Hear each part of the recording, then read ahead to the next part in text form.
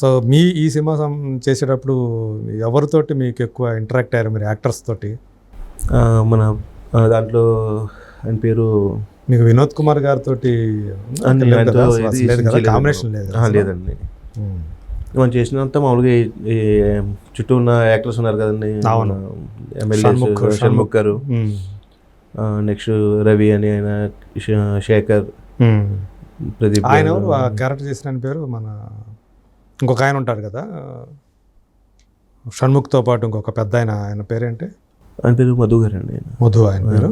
Okay. ఆయన మనకి చాలా సజెషన్స్ ఇచ్చారండి, మంచి మంచి సజెషన్స్ ఇచ్చారు, కొన్ని స్కిల్స్ నేర్పించారు నాకు. ఆయన నాకు బాగా సపోర్ట్ చేశారండి కొన్ని సీన్లు చేసేటప్పుడు కానీ, ఐటమ్ సాంగ్లో ఎక్స్ప్రెషన్స్ ఇచ్చేటప్పుడు కానీ నాకు బాగా సపోర్ట్ చేశారు ఆయన. మీరు ఏదైతే అసెంబ్లీలో డైలాగ్ చెప్పారో ట్రైలర్ వచ్చినప్పుడు దాని గురించి డిస్కషన్ జరిగింది, దాని గురించి మాట్లాడుకున్నారు.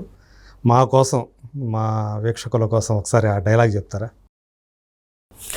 ఓకేనండి. నీ అమ్మ మోడీ చెప్తారా, బయటకు పో. ఇంకా ఉండాలనుకుంటా. ఇంకా అంటే కొంచెం అద్దె డైలాగ్ ఉంటుందండి. అంటే ప్రతిపక్షాల గురించి మాట్లాడుతూ మొత్తం స్పీచ్ ఇచ్చిన తర్వాత నీకు ఎవరో సమాధానం చెప్పేది. మీ తాతలు ఏదో అంటారు కదా, అది దీంట్లో మూవీలో మార్చడం జరిగిందండి. అవునా?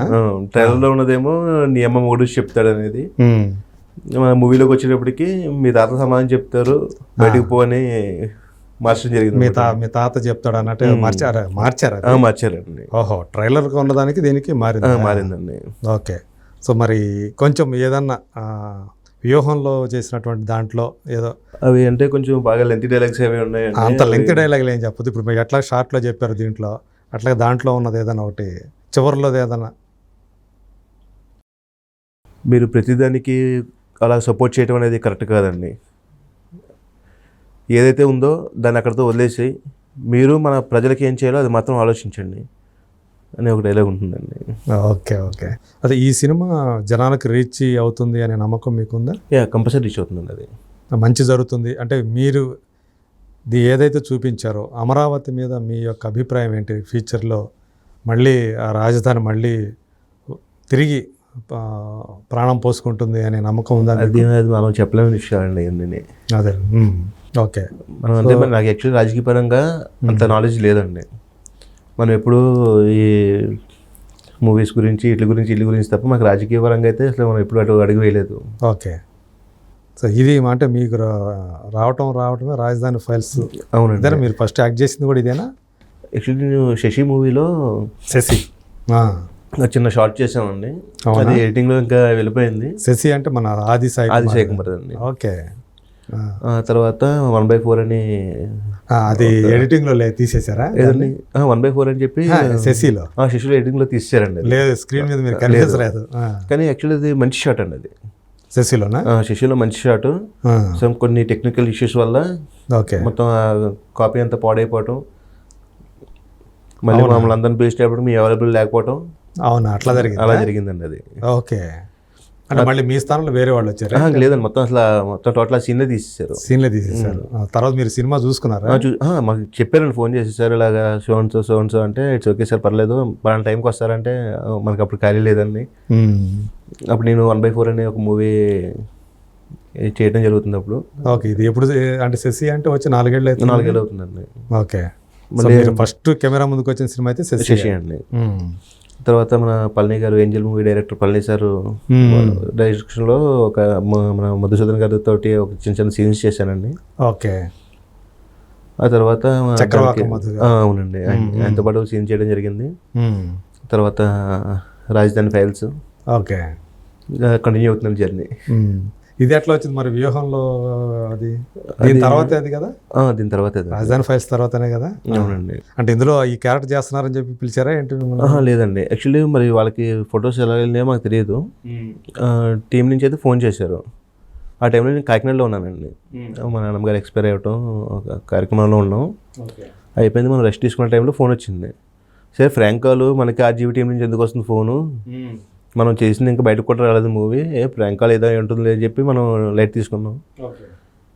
మళ్ళీ వాళ్ళ ప్రొడక్షన్ మేనేజర్ గారు ఫోన్ చేసి, సార్ మేము ఇలా టీం నుంచి మాట్లాడుతున్నాం సార్, సో అండ్ సో రేపు మీది సార్ రమ్మన్నారు, సీన్స్ ఉన్నాయండి అని చెప్పడం, నేను నైట్ స్టార్ట్ అవటం అండి, మార్నింగ్ రావటం, మనకి మేకప్ వేసి కూర్చోబెట్టారు, సార్ వచ్చారు, చూడటం.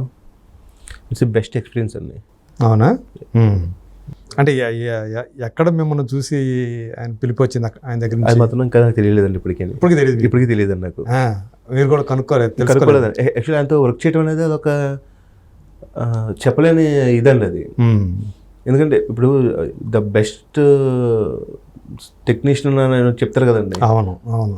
బెస్ట్ డైరెక్టర్ అండి అంత వర్క్ చేయడం అనేది ఇట్స్ మెమొరబుల్ మూమెంట్ అండి అది. ఓకే. ఆయన డైరెక్టర్ స్క్రిప్ట్ ఇవ్వటం, ఇది ఆయనే చేశారు, సీన్స్ ఆయనే తీశారు. నేను చేసిన రోజు మాత్రం ఆయన ఉన్నప్పుడే ఆ సీన్లో జరగడం జరిగిందండి. ఓకే. వ్యూహానికి శబ్దానికి కూడా మొత్తం నేను దీనికి ఒక 15 days అలా చేశానండి. 15 రోజులా? ఓకే. 1కి 2కి కలిపి ఆల్మోస్ట్ 15-20 days అలా చేసి ఉంటాను. నేను మొత్తం అయిపోయింది. మొత్తం అయిపోయిందండి. ఓకే. ఆయన చేయడం జరిగింది. దట్స్ అది కూడా అదృష్టం అనుకుంటున్నాను నేను. భాను గారితో ఒక ఎక్స్పీరియన్స్. ఎలా ఆయన చాలా ఫాస్ట్గా ఉంటాయి కదా ఆయన కూడా? మీకు ఎలాగంటే ఆయన ఇది తీద్దాం, ఆప్షన్ ఇంకోటి తీసుకుందాం అనే కాన్సెప్ట్ కాదండి. తీసేది ఒకటే షాటు, పర్ఫెక్ట్ షాట్. ఇప్పుడు మన భాను సార్ ఎలాగేనండి, కెమెరా పెట్టాం చూసుకోండి, వర్మ డైలాగ్ మిస్ అయినా నువ్వు కంటిన్యూ చేయి, మనం డబ్బింగ్లో చెప్పుకుందాం, కానీ సీన్ పోగొట్టకూడదు. ఓకే.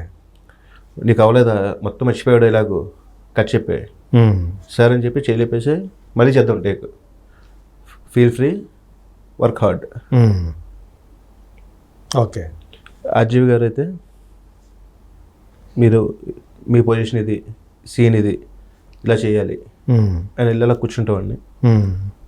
ఆయన రోల్ కెమెరా అని చెప్పిన వెంటనే సెట్టింగ్ అంతా ఓకే, యాక్షన్ అని చెప్పిన వెంటనే మనకి ముందే తెలుసుకుంటాం కదండి, మొత్తం చెప్పుకుంటూ వెళ్ళిపోతాం. ఓకే. డైలాగ్స్ షార్ట్ ఓకే అంటారండి. ఆయన ఒకేసారి చూస్తారు, నచ్చితేనే ఓకేనండి, లేదనుకోండి రెండోసారి చెప్తారు. ఎవరి వల్ల అయితే ప్రాబ్లం అవుతుందో అతని దగ్గరికి వెళ్ళి, ఇప్పుడు సపోజ్ నేనే ఒక సీన్ సరిగ్గా చేయలేదు అనుకోండి, 2-3 takes అయిన తర్వాత వచ్చి మనకు చెప్తారు, ఇలా ఉండి పొజిషన్ చెప్పాలి కదా, కెమెరా ఇక్కడ ఉంది కదా, అది కూడా తెలియదా అని చాలా పొలైట్గా మాట్లాడతారు సెట్లో. అదొక బెస్ట్ ఎక్స్పీరియన్స్ అనమాట అండి. అంటే ఇప్పుడు వరమని ఫేస్ చేసేటప్పుడు కొంచెం టెన్షన్ పడ్డారా స్టార్టింగ్లో? ఫస్ట్ కెమెరా సార్ది ఫేస్ చేసేటప్పుడు అయితే నాకు ఆల్మోస్ట్ స్వెట్టింగ్ వచ్చింది. సార్తో చేస్తున్నాం, సార్ ఎలాగంటున్నారు, అలాగంటారు అని చెప్పి అందరూ చెప్తారు కదండి. సైడ్ ఉన్న వాళ్ళు ఇంక 100 చెప్తూ ఉంటారు. వన్స్ మనకి ఎక్స్పీరియన్స్ అయితే కదా తెలిసేది. అవును, ఓన్ ఎక్స్పీరియన్స్ ఏదైనా. నేను స్టన్ అయిపోయాను, నుంచున్నాను. Varma feel free, okay done sir, shoot చేయడం జరిగిందండి అలాగా. ఓకే. ఫస్ట్ మనం చేసిన first shot take okay, next scene అని చెప్పడం. మొదటి అంటే ఫస్ట్ సింగిల్ టేక్లో అయిపోయింది. నెక్స్ట్ సీన్ అని చెప్పడం చాలా హ్యాపీ అనమాట అండి అది. ఓకే. అంటే వ్యూహం శపథంలో కొంచెం ఎక్కువసేపు కనిపిస్తారు అయితే? ఆల్మోస్ట్ సేమ్ దీంట్లో ఉన్నట్టే ఒక 4-5 సీన్లు ఉంటాయండి. మీకు 23 డబ్బింగ్ మీరే చెప్పారా? లేదు, నాకు చెప్పలేదండి. దేనికి చెప్పలేదు? ఎందుకని? మీకు వాయిస్ అంటే ఇంకా మనకు నేర్చుకోవాల్సిన ఉన్నాయి కదండి, ఆ మాడ్యులేషనే కావాలి కదండి. మనకే మామూలుగా బయట మళ్ళీ గట్టిగా చేస్తాం, కానీ డబ్బింగ్ మైక్ ముందు చెప్పడం, ఒక సీన్ చూసి చెప్పడం అనేది ఇంకా నేర్చుకోవాలండి అది. ఓకే. సో మొత్తానికి 2 సినిమాల్లో, అంటే 3 సినిమాలు అని చెప్పాలి. 3 సినిమాల్లో ఒకే క్యారెక్టర్ కొడాలి నాని పాత్ర పోషించారు. అంటే ఇక మీరు వెండి తెర కొడాలి నాని అయిపోయినట్టే అండి. పిలుస్తున్నారా బయట? అట్లాగే తెలిసి ఉంటుంది కదా మామూలుగా. వేరే మూవీ ఒకటి చేస్తున్నానండి ఇప్పుడు రన్నింగ్లో, ఇంకా ఆల్రెడీ ఇంకో మూవీ ఒకటి ఉంది. ఓకే. ఏంటి అంటే మీకు చూస్తే హైట్, మంచి హైట్ అది ఉంది. అవునండి. ఎవరిని మీరు రోల్ మోడల్గా చేసుకొని ఇండస్ట్రీకి వచ్చారు? యాక్చువల్లీ నాది అనేది రైతు కుటుంబమేనండి. ఓకే. Daddy deaf and డెమ్. అవునా? Mummy teacher. మా తాతయ్య గారు డ్రైవింగ్ పొజిషన్ వచ్చిన ఫ్యామిలీ అండి. సో మనం ఇవన్నీ చిన్నప్పటి నుంచి చూసి కష్టాలు అన్నీ మనం ఆర్మీకి రాయడం జరిగిందండి. ఆర్మీకి వెళ్ళాలనుకున్నారు? యాక్చువల్లీ నా గోల్ వచ్చి ఆర్మీ అండి. ఓకే. ఆర్మీకి వెళ్ళాలనుకున్నాం, లెటర్ రావడం జరిగింది. మనం వెళ్ళాము, పాస్ అయ్యామండి, అన్నీ అయిపోయినాయి. ఇంటికి లెటర్ రావడం జరిగింది. సెలెక్టెడ్ అండి. ఓకే. ఉన్న ఒక్కడిని సార్జెంటా? సార్జెంట్ అండి. స్టార్టింగ్ అదే కదా సార్జెంట్. ఉన్న ఒక్కడిని పంపించడం అనేది జరగదు. మీరు ఒక్కళ్ళేనా? ఒక్కడేనండి.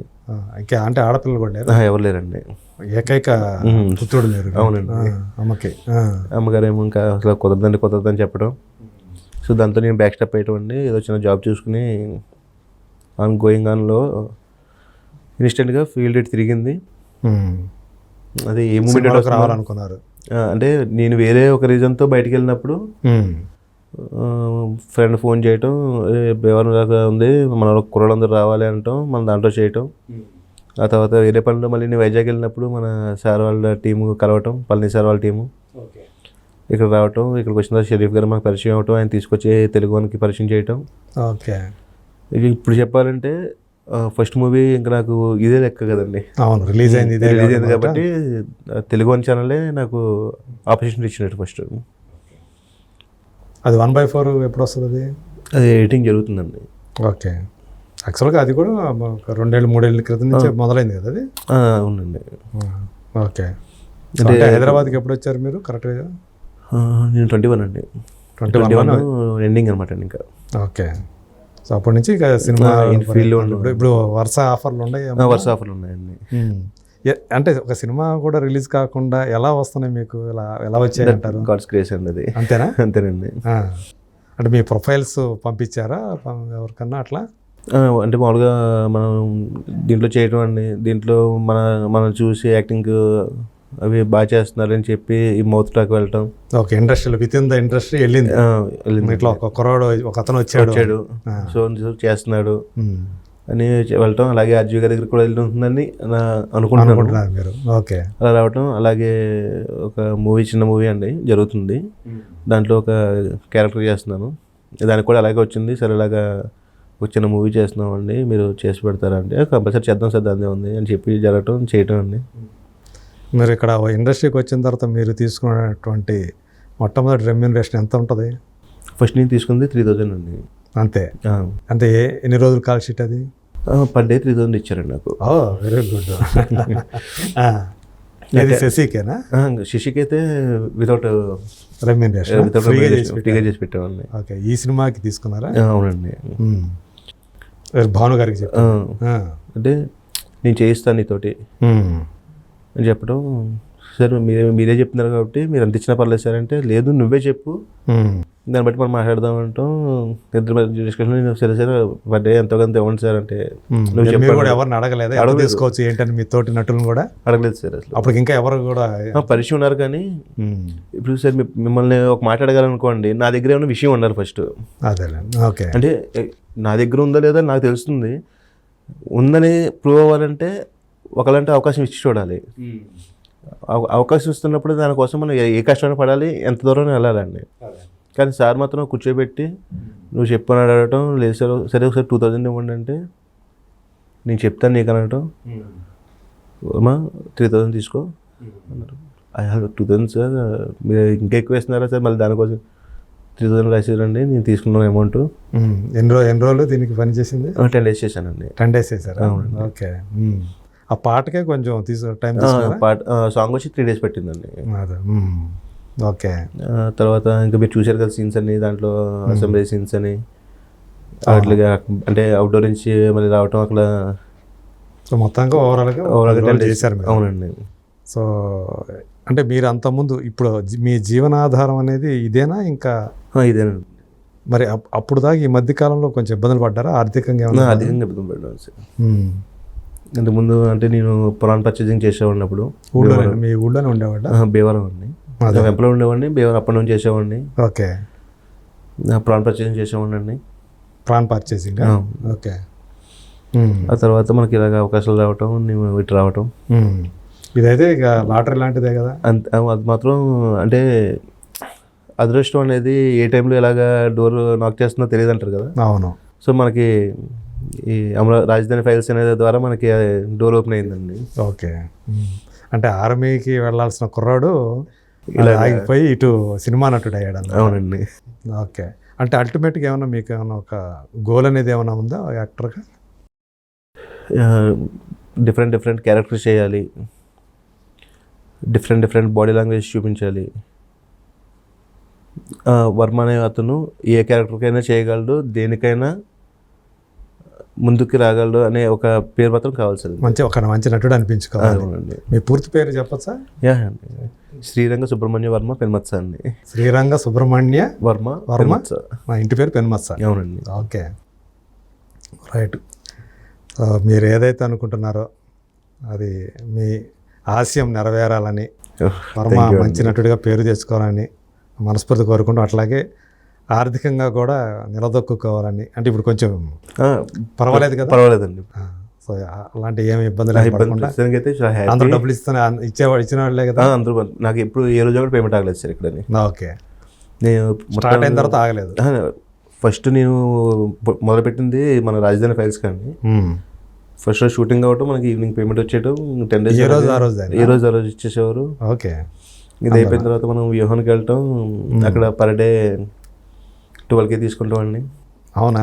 ఓ మంచి డెవలప్మెంట్ వచ్చిందండి. ఓకే, ఇప్పుడు ఇంకా పెరిగిందా? ఇంకా పెరిగిందండి. ఇంకా పెరిగిందా? 18K తీసుకుంటున్నాను ఇప్పుడు. 18K అండి. So nice, thank you sir. మొదట మీకు అయితే ఒక పక్క కంగ్రాచులేషన్స్ చెప్పాలి, ఇంకో పక్క ఈ క్యారెక్టర్ ద్వారా అంటే కొడాలి నాని అనే ఒక పాత్ర మీకు మంచి ఒక ఎలివేషన్ నటుడిగా కూడా రేపు ఇంకా మంచి ఎలివేషన్ తీసుకురాబోతుంది నేను అనుకుంటున్నా. సో అట్లా ఒక మంచి క్యారెక్టర్ ముందు చేయాలని మనస్ఫూర్తిగా కోరుకుంటూ థ్యాంక్ యూ సో మచ్.